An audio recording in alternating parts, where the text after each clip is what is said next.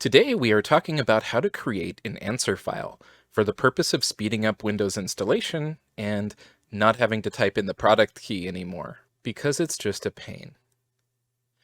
There are a number of prompts that come up when installing Windows XP.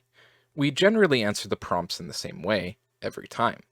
Instead of having to type everything in over and over and over, we can use an answer file. To get started, we need a Windows XP installation disk. Open File Explorer and browse the disk image. Click on the Support folder, followed by the Tools folder, then double-click on deploy.cab. This will open an archive file manager. When we open the deploy.cab file, among other things, we will see setupmgr.exe. This is our setup manager application. We need to extract it to the desktop, and now we can run the setup manager. When we first run it, a wizard will automatically start.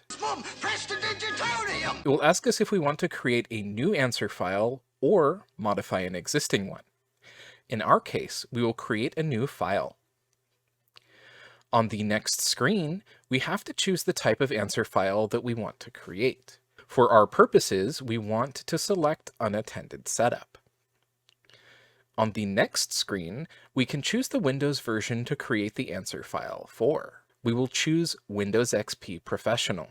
Now we can select the type of user interaction that we want.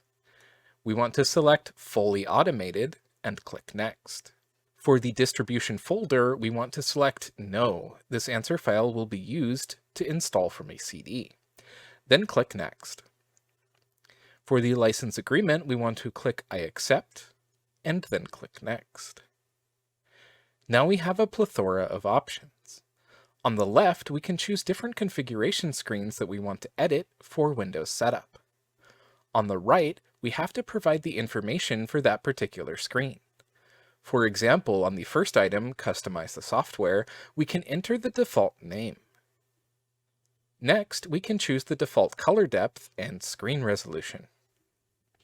We may as well set the time zone while we're at it. We can also enter a product key here, which will save us having to type it in every time we install Windows XP. On to the network settings. We do need to specify a computer name, then click the Add button and click Next. Optionally, you can set a password for the administrator account. Network components are fine as they are. I will also skip over advanced settings. We should review them, but I did not feel the need to change anything, so there's no need to waste your valuable time talking about it. The bottom two items for Run Once and additional commands allow us to do some interesting things. We can click Finish. We have to save our unattended text file. As we will be using this with a CD-based installation, we have to name the file winnt.sif.